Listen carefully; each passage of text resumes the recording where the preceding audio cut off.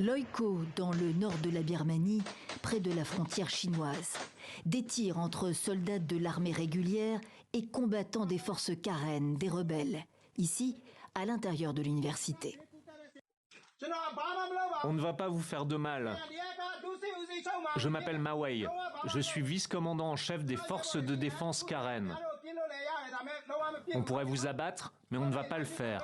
Si vous vous rendez, passez par la grille et je vous garantis que vous aurez la vie sauve.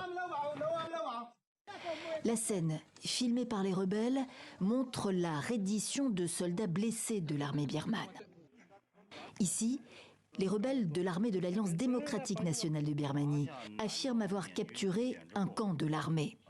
Depuis fin octobre, dans l'État Shan, c'est une alliance de 3 groupes ethniques minoritaires qui a relancé l'offensive contre la junte au pouvoir, utilisant, dit-elle, des centaines de drones. Des militaires jamais autant menacés depuis le coup d'État de 2021, selon les observateurs. Les autorités ont ainsi admis avoir perdu le contrôle d'une ville dans cette région stratégique frontalière de la Chine. De quoi susciter l'inquiétude et la colère de Pékin, l'un des principaux fournisseurs d'armes de la junte. La Chine appelle à un cessez-le-feu immédiat.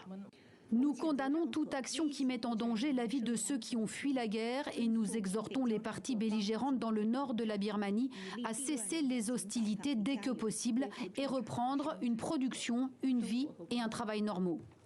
Les combats dans le nord de l'État Shan ces dernières semaines ont été meurtriers pour les civils, relève l'ONU.